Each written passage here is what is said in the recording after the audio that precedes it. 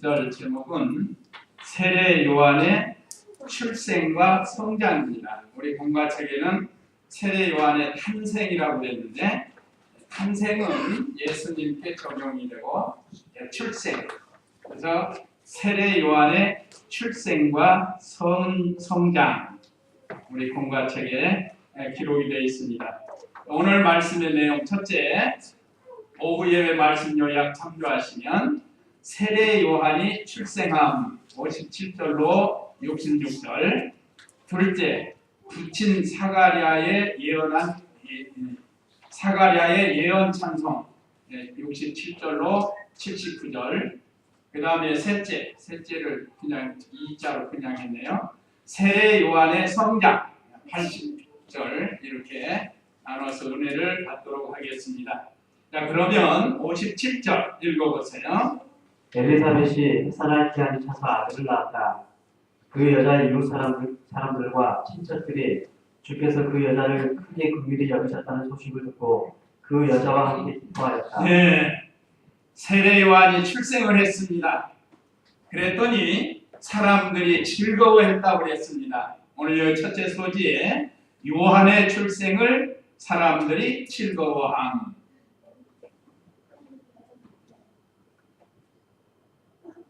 이미 천사를 통해서 예언대로 나이 많이 늙어서 아이를 낳을 수 없는 사가랴와 그 요한의 모친 엘리사벳이 아이를 낳을 수 없지만 하나님의 예정하신 섭리에 따라서 하나님께서 요한을 잉태케 하고 또 오늘 마침내 태어나게 되었습니다.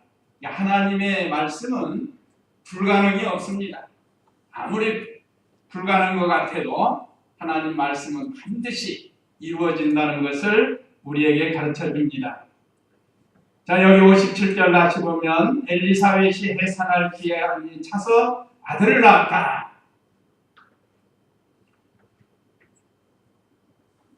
그 전에 천사를 통해서 예언이 돼서 잉태를 하게 되었습니다. 우리 지난 시간에 배웠는데 이젠 10개월이라는 기한이 찼어요.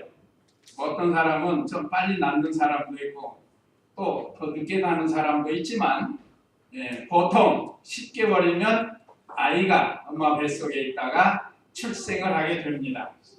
여기 오늘 엘리사벳도 기한이 차니까 아이를 낳게 되었어요. 또 아들을 낳았습니다. 그러면서 그 여자의 이웃 사람들과, 그 여자는 엘리사벳, 요한의 어머니를 가르칩니다.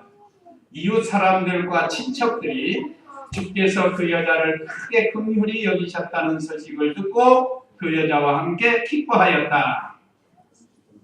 자, 하나님께서 이 가정에 베푸신 은혜, 그동안 아이를 낳지 못해서 얼마나 애가 탔을까요?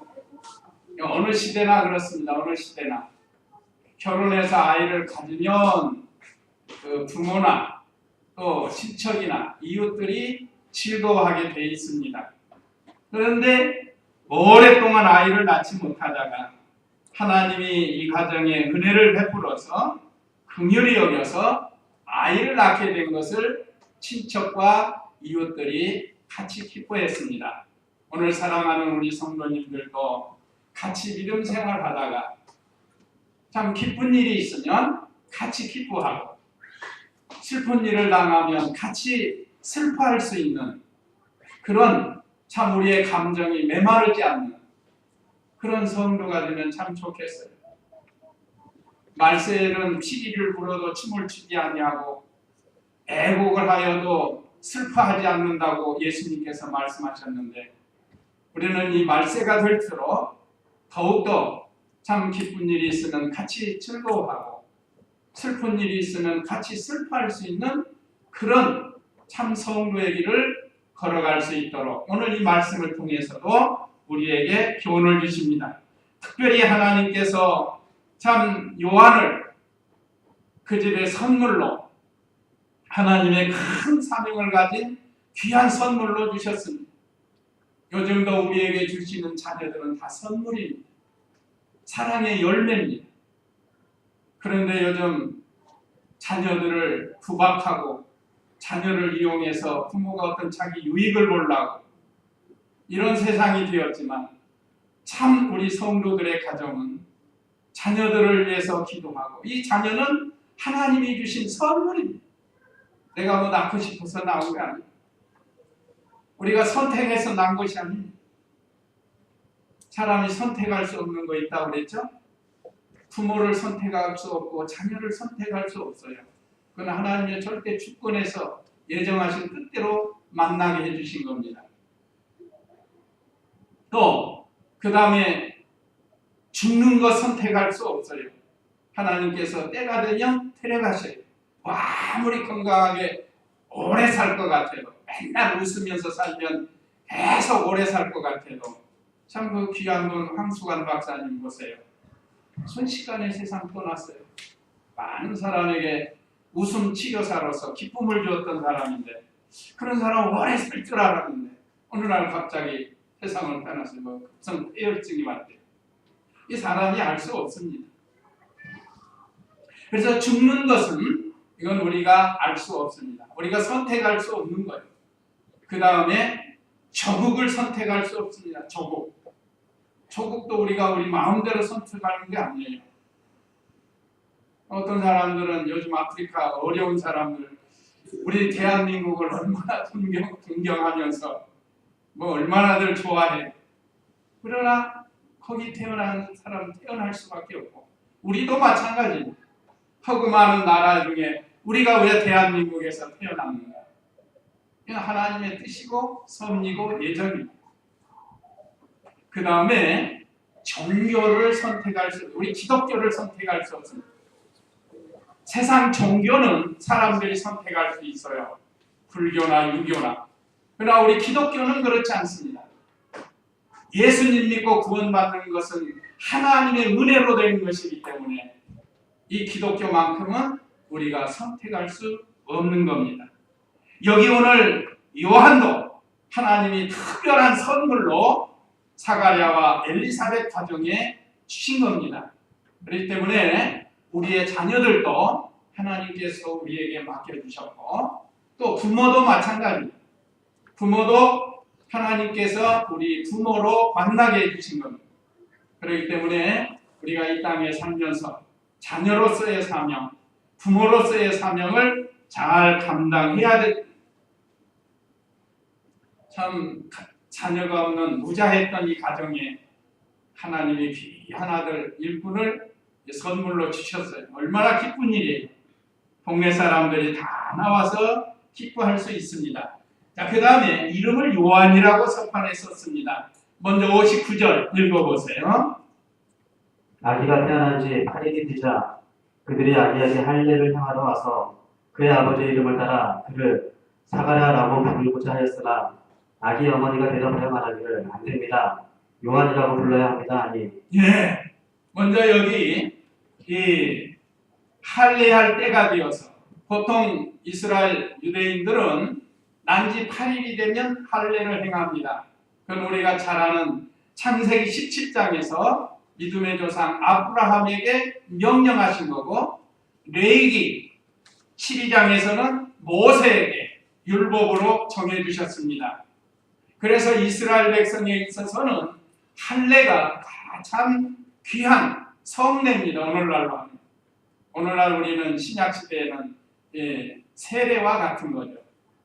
우리 개신교에서는 세례와 성찬 두 가지 성례를 행하게 되는데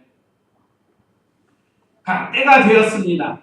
아이가 태어난 지 8일이 되자 이건 아까 말씀드린 것처럼 아브라함에게 주신 말씀이에요. 그럼 찾아서 읽어보시면 돼요. 창세기 17장 12절에 있는데 그들이 아기에게 할례를 행하러 와서 그의 아버지의 이름을 따라 그를 사가랴라고 부르고자 하였으니 이름을 아마 할례 받을 때 이름을 짓는 풍속이 있나 봐요. 8일째 되면 어떤 사람들은 뭐 낳기 전에 네 이름이었죠? 그렇죠? 여자아이인 것 같으면 순자 자자 뭐 이런 식으로 짓고 남자아이 같으면 또 다르게 이렇게 이름을 지어놔요. 미리 지어놔요. 근데 여기도 하나님께서 미리 이름을 알려줬습니다. 예수님도 아들을 낳으니 이름을 예수라 하라 하고 천사가 가르쳐줬고, 요한도 마찬가지예요. 요한이라고 했습니다. 요한의 뜻은 하나님이 사랑하는 자, 하나님을 사랑하는 자, 하나님께서 사랑하는 자, 그런 뜻이라고 그랬죠. 자, 그래서 원래 그 족보대로 아이 이름을 사가랴라고 지으려고 했단 말이에요. 그러니까 60절에 읽어보세요. 아기 어머니가 대답하여 말하기를 안 됩니다. 요한이라고 불러야 합니다. 아니 그들이 그 여자에게 말하기를 당신의 친척 가운데는 그 이름으로 불리는 이가 아무도 없습니다 하고 아기의 아버지에게 그의 이름을 무엇으로 하려는지 손짓으로 물었다. 예, 아기 어머니가 대답하여 말하기를 안 됩니다. 안 됩니다. 요한이라고 불러야 합니다. 여기 아주 대단한 믿음이 있습니다. 여기에는 말씀에 굳게 선 거예요. 이미 천사를 통해서 말씀을 주었죠. 또 두 번째는 변치 않는 믿음이에요. 사람이 저석변이라고 합니다. 저석변. 아침 마음 다르고 저녁 마음 다르고. 그러니까 아이 낳기 전에는 요한이라고 그렇게 하겠습니다 했다가 아이 낳고 나면 제멋대로 하는 경우가 있잖아요. 그런데 변치 않는 믿음이에요, 엘리사벳이. 그래서 엘리사벳에게 요한을 주셨어요. 또 인정을 초월했습니다. 인정. 많은 사람들이 모여 있을 거 아니에요. 가문이 모여가지고 우리 가문은 이런 이름을 지어야 한다. 그래서 저도 생각해봤어요. 우리가 구남매인데 민남이, 민자, 민원이, 민식이, 민국이, 민숙이, 민영이, 민주. 여기서 두 사람은 세상 떠났어요. 내 동생들 둘은 세상 떠났는데 그 민자 돌림으로 쭉 했어요. 그 족보대로 했는지는 모르겠지만 어쨌든 이렇게 이름을 지어야 되는데 사가랴라고 지어야 되는데 그런데 엘리사벳이 아니라는 거예요. 이거 보면 참 부인 신앙도 참 좋아요. 우리 한국교회 여성 성도들이 많은데 여성 성도들의 신앙이 참 좋아요. 그래서 우리 한국교회가 이렇게 참 발전했다고 볼 수 있습니다. 우리나라 어느 교회 가도 여성 신도가 3분의 2는 차지할 정도로 이렇게 많아요. 그게 대단한 겁니다. 왜 그런가? 자녀들은 어머니의 영향을 많이 받기 때문에 그렇습니다. 어머니 영향이 많아요. 그래서 이렇게 인정을 초월하고 또 핍박을 각오한 거예요. 보통 옛날에 우리나라 사람들도 가문들이 모이면 척보대로 해야 된다. 척보대로 하지 않으면 우리 척보에서 빼버릴 것이다. 그러면서 핍박을 할 건데 그거 뭐 걱정 안 하는 그냥 하나님 말씀만 굳게 붙들고 나가는 거예요. 천사를 통해서 주신 하나님의 말씀을 붙들게 나갑니다. 우리가 어떤 이름뿐만 아니라 실제로 우리가 이 세상에서 생활할 때에도 때로는 이렇게 어떤 가문에 의해서 어려움 당할 때가 있습니다. 그걸 우리가 믿음으로 엘리사벳처럼 이기고 나가야 된다는 거예요. 그 사람들이 그랬죠. 61절에 그들이 그 여자에게 말하기를 이 친척들이에요. 당신의 친척 가운데는 그 이름으로 불리는 이가 아무도 없습니다. 요한이라고 부르는 이름이 없다는 거예요. 다 사가랴를 통해서 이름이 되지. 그러니까 일이 해결이 안 되는 거예요.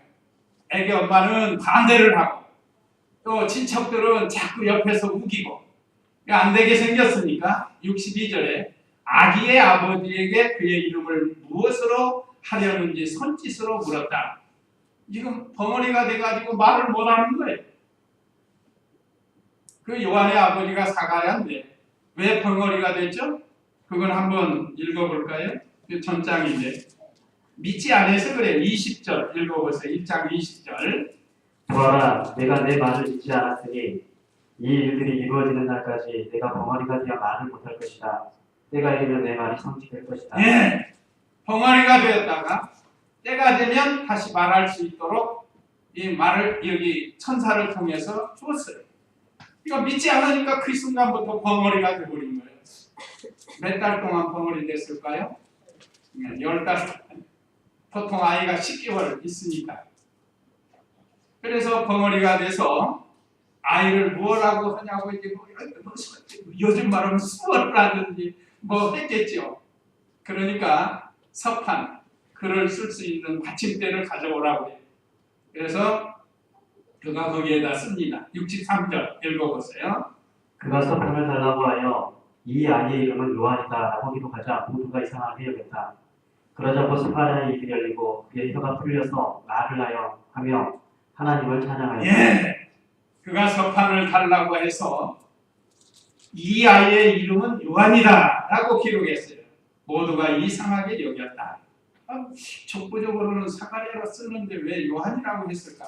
요한도, 이 사가랴도 그 부인 엘리사벳처럼 하나님의 말씀에 굳게 서서 변치 않는 신앙을 가지고 인정을 초월하고 핍박을 각오하고 이 이름을 그대로 쓴 겁니다. 참 귀한 신앙이죠. 우리가 다른 면에서도 어떤 다른 사건에서도 이런 믿음을 가지고 신앙생활을 해야 할 것을 여기서 우리에게 교훈해주고 있습니다. 그러자 입이 열린 거예요. 10개월 동안 얼마나 답답했을까? 자, 벙어리가 말하게 된 것이 이적이지만 그보다 우리는 하나님의 뜻을 찾아서 예수님 믿고 구원받은 것이 얼마나 큰 이적인지 모릅니다. 우리 죽었던 영이 말씀과 성령으로 살아난 것이 이적입니다. 오늘 저와 우리 성도님들은 이미 하나님께로부터 이적을 체험했습니다. 이보다 더 큰 이적이 없어요. 영원히 지옥 갈 사람이 영원히 하늘나라 가게 됐는데 이보다 더 큰 이적이 어디 있겠어요? 이적 중에 이적은 뭐라고 그랬죠? 하나님이 사람으로 오신 거예요. 예수 그리스도가 이 땅에 오신 게 이적 중에 이적이고 그 다음에 우리도 죽었던 영이 말씀과 성령으로 살아났기 때문에 이적이에요. 이적. 무슨 병이나 낫고 벙어리가 말을 하고 그런 건 표면에 나타난 거지만 실제로 진짜 이적은 우리 죽었던 영이 살아나서 예수님이 믿어지고 하나님의 자녀가 된 것. 이미 우리는 큰 이적을 체험했습니다. 감사한 거예요. 자, 그 다음에 67절로 65절 읽어보세요. 이 때문에 모든 이웃들이 두려워하였으며 이 모든 일들이 유대 온 산골에서 화제가 되었다. 이 이야기를 들은 모든 이들은 이 사실을 마음에 간직하며 말하기를 이 아이가 대체 어떤 사람이 될까라고 하였으니 주님의 손이 그와 함께 하셨기 때문이다. 예, 하나님께서 태어난 요한과 그 부모 사가랴와 엘리사벳에게 함께 하셨습니다. 사람들이 놀랄 수밖에 없어요. 10개월 동안 벙어리 됐던 사람이 말을 하게 되고 엘리사벳은 끝까지 자기 아들을 요한이라고 하고 이건 세상에서는 있을 수 없는 이런 일들을 하니까 이상히 여겼지만 결국은 하나님이 그들과 함께 하신 것을 깨닫게 해주셨습니다.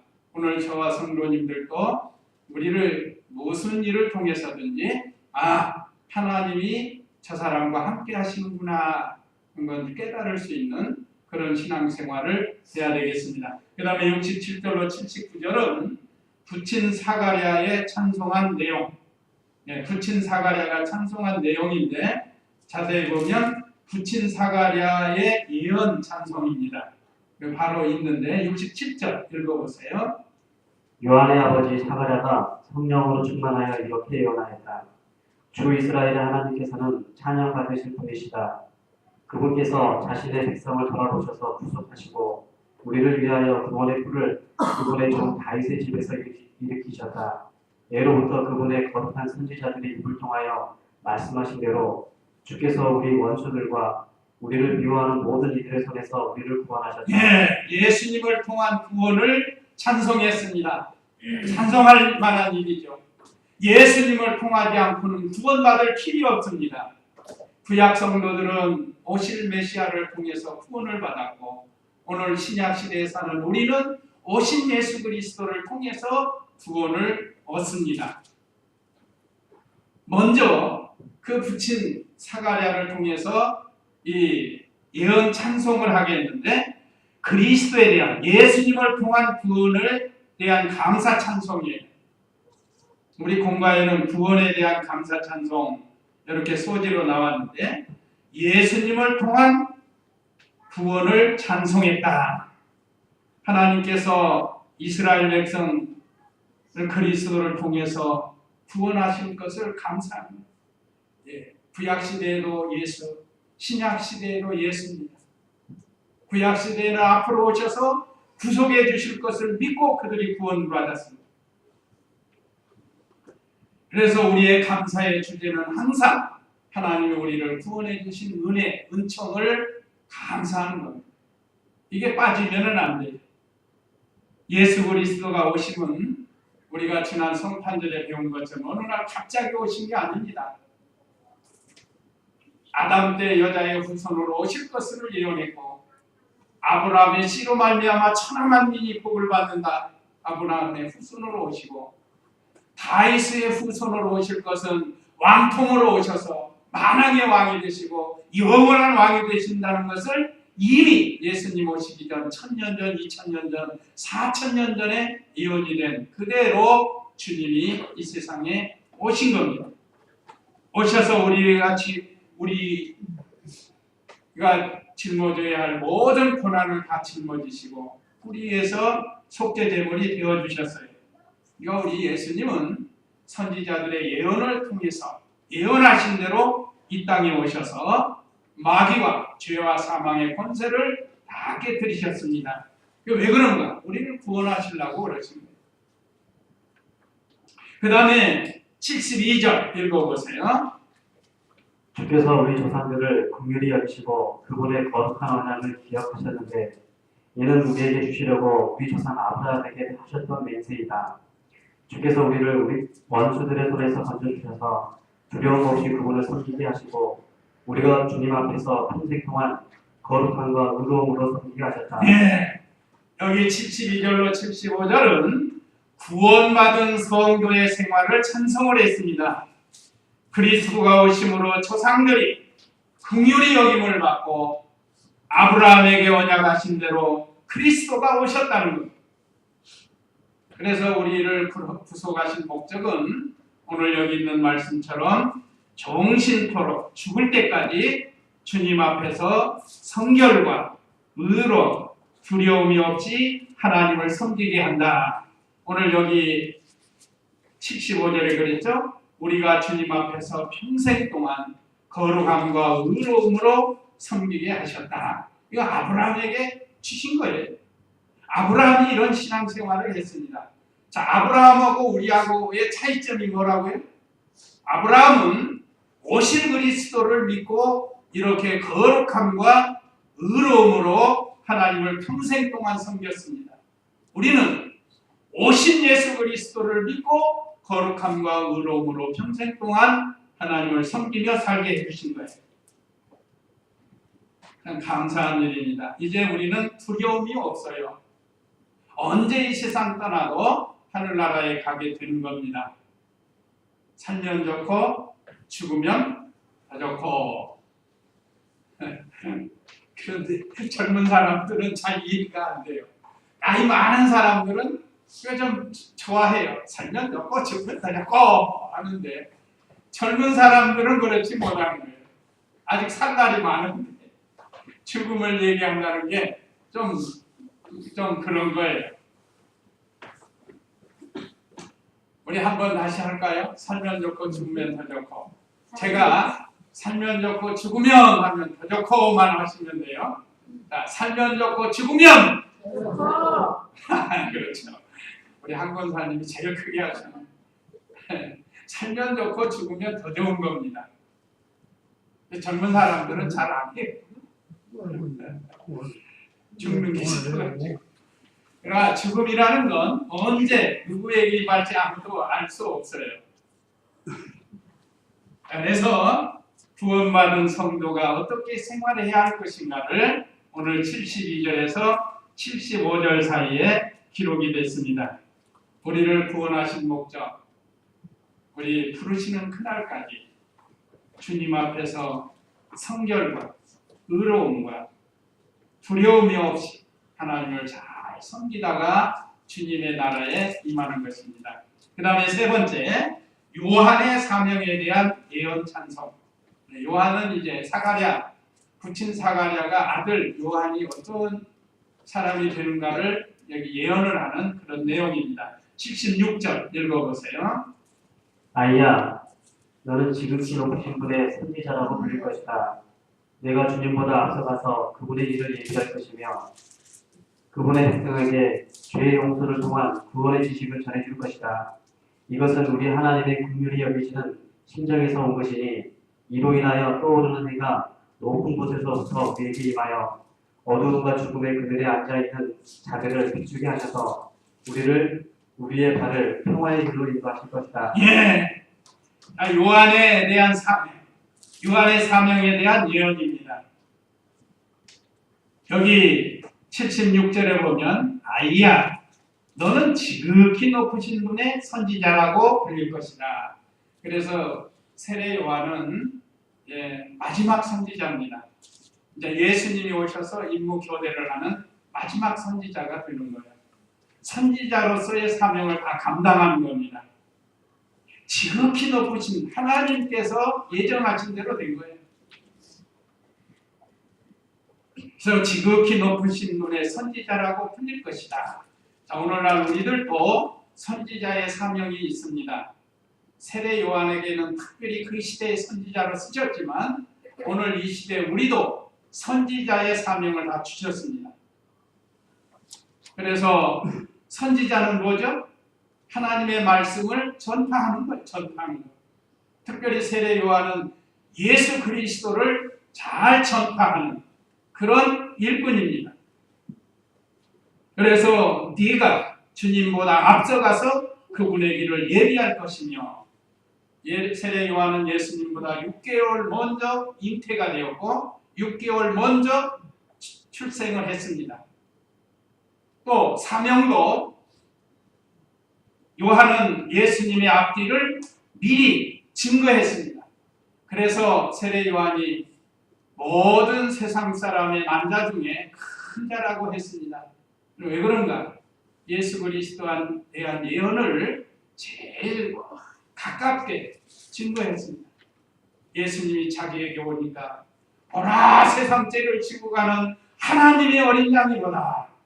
나는 그의 신들매 풀기도 감당할 수 없는 자다. 그는 흥하여 갔고 나는 쇠하여 하리라 하면서 예수님을 잘 증거한 선지자가 이 세례 요한이 어렸을 때 예언이 된 거예요. 지금 그 부친을 통해서 그분의 길을 예비할 것이다. 77절에 그분의 백성에게 죄 용서를 통한 구원의 지식을 전해줄 것이다 그랬습니다. 예수 그리스도를 통해서 구원을 받는다 하는 것을 예언하게 했다. 오늘날 우리는 오신 예수 그리스도를 다른 사람들에게 전하는 선지자의 사명을 받았습니다. 그래서 어디를 가든지 우리를 통해서 예수 그리스도를 모르고 구원을 모르는 사람들에게 이 예수 그리스도를 통해서 구원을 받는다 하고 전하는 우리도 세례 요한처럼 생활을 하는 거예요. 세례 요한만 그렇게 하고 우리는 안 해도 된다. 그게 아닙니다. 또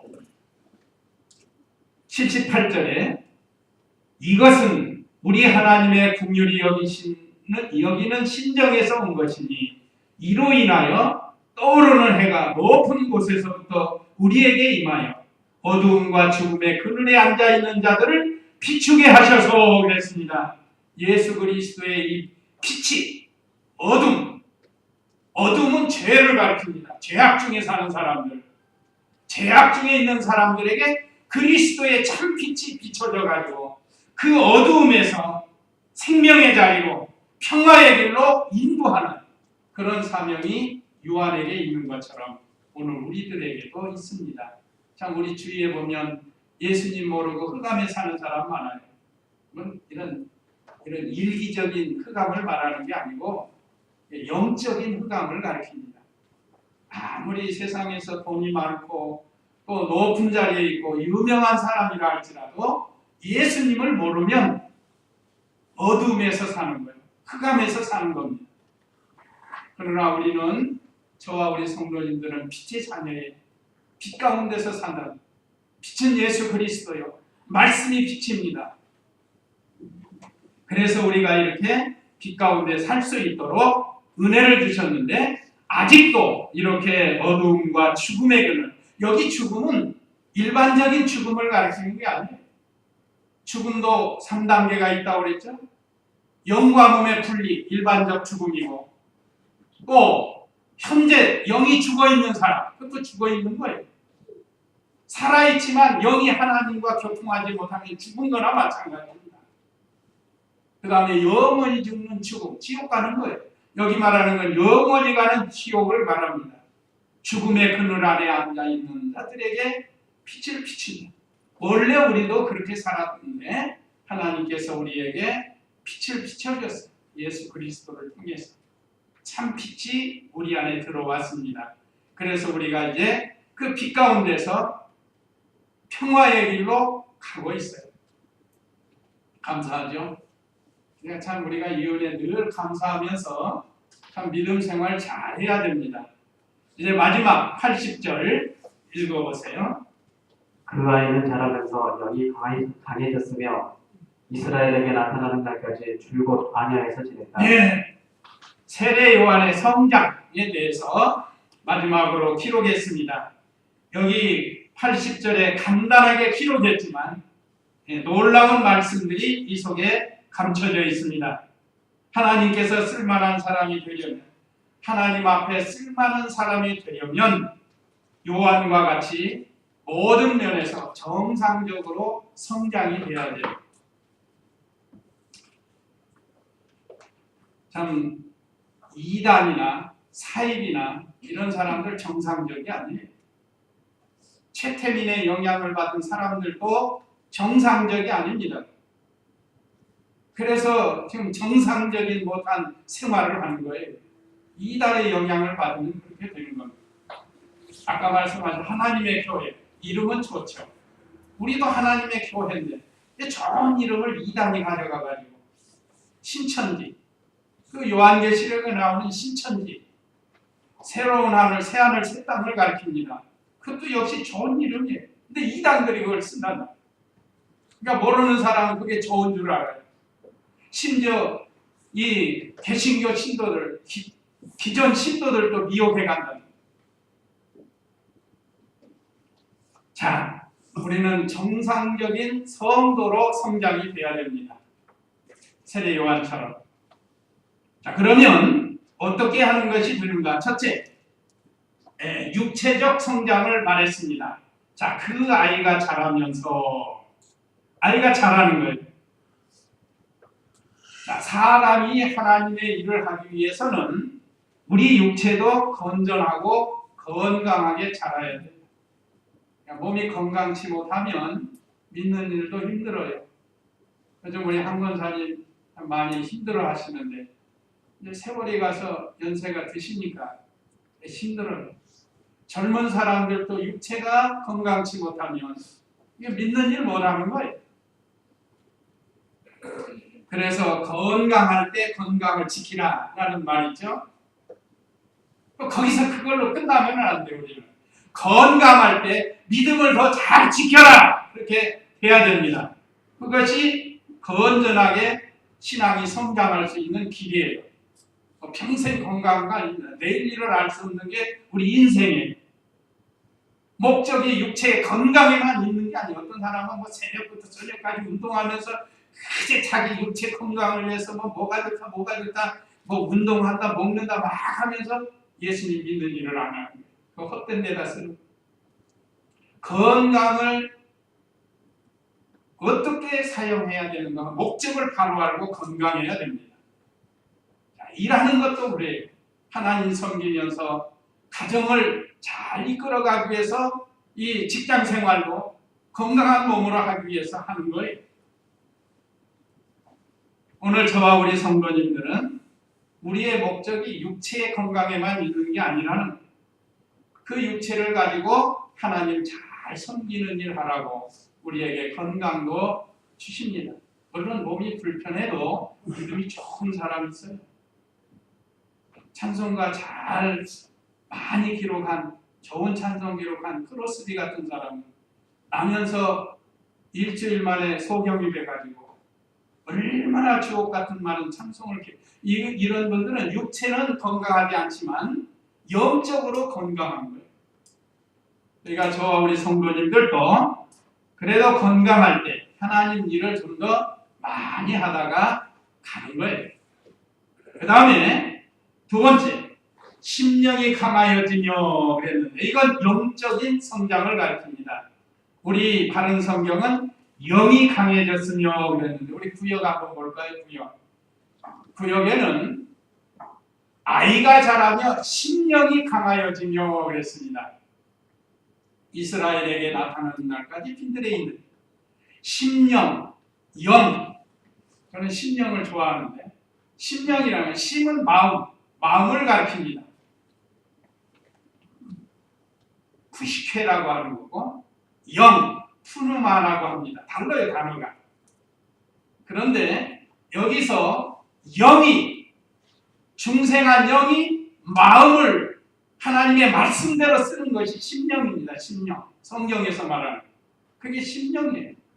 영이 마음을 주장한다. 그래서 우리가 언제나 우리 중생한 영이 하나님의 말씀에 붙들려서 우리의 마음을 쓰면 우리 몸이 움직이는 거예요. 그래서 몸보다 마음이 강하고 마음보다 영이 강한 겁니다. 근데 우리에게는 영원한 생명, 하나님과 교통할 수 있는 새 생명, 중생한 영이 우리 안에 있다 이 말이죠. 성전 삼으시고 하나님이 와 계시고 그래서 우리 심령이 강해져야 됩니다. 영이 이렇게 강해지면 이기지 못할 것을 이기게 되고 끊지 못한 것을 끊게 됩니다. 예수님 믿어도 오랫동안 끊지 못하는 술, 담배, 오락, 게임 이런 것들이요 심령이 강해지면 쫙 끊어버릴 수 있어요.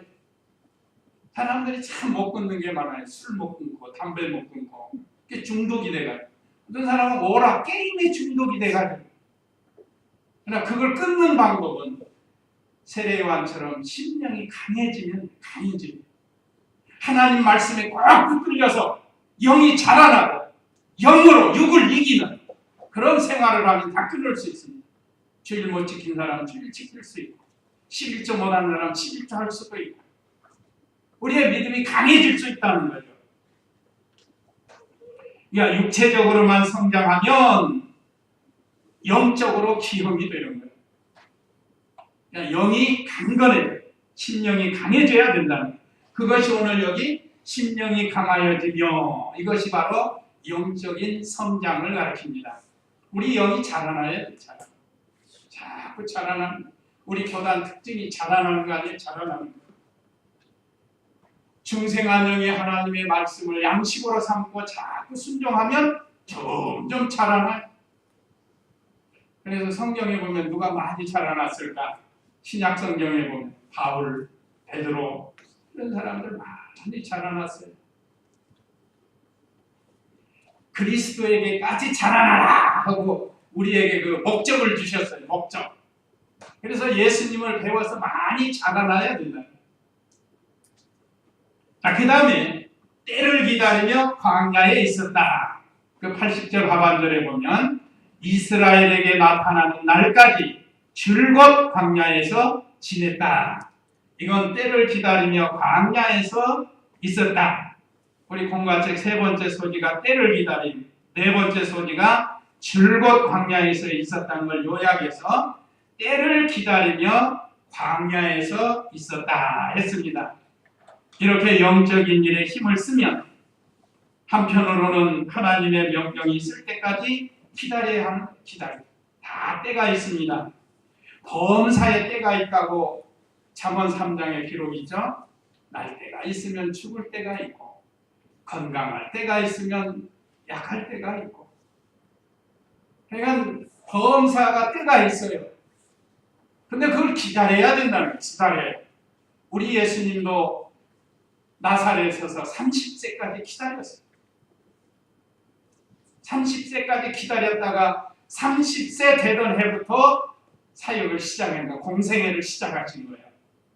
그러니까 세례 요한도 광야에서 메뚜기와 석청으로 약게 털옷을 입고 이렇게 기도하면서 때를 기다리다가 마침내 이스라엘에 나타나서 예언된 사명을 잘 감당하는 세례 요한이 되었습니다. 이게 세례 요한이 사명이 막중하니까 얼마나 기도를 많이 했겠어요. 기도 많이 하면서 그 일을 감당하기 위해서 때를 기다리면서 하나님께서 하라 할 때 하는 거예요. 지금도 우리가 때를 기다리고 있습니다. 우리 예수님이 이제 재림할 때가 있는데 하나님 아버지께서 때가 되면 내려가라 하면 주님이 그렇게 오십니다. 예수님 오십니다. 하나님의 나팔 소리, 주의 호령과 천사장의 소리로 이 땅에 주님이 재림을 하시는 거예요. 구름 타고 오신 그때를 우리가 기다리면서 이 땅에서 믿음을 잘 지켜야 되겠습니다.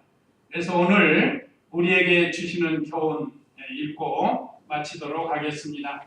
자, 우리에게 주시는 교훈 1, 2, 3하면 읽고 마칩니다. 우리에게 주시는 교훈 1. 오늘 말씀을 또 보니까 하나님의 예언의 말씀은 꼭 반드시 이루어진다는 것. 재림에 대한 약속이 반드시 이루어진다는 겁니다. 그 다음에 2. 예수님 믿고 구원받은 것을 감사 찬송하는 그런 우리가 되라는 거예요. 이게 얼마나 감사한 일이에요. 그 다음에 3. 때를 기다리면서 부지런히 자라나야 돼요. 우리를 부르시는 그날까지 때를 기다리면서 많이 자라나는 저와 우리 성도님들 금년 한 해 세례 요한과 같은 이 말씀을 통해서 이 믿음으로 사는 우리가 되어야 되겠습니다. 이제 다 같이 이 말씀 기억하시고 잠시 기도하겠습니다.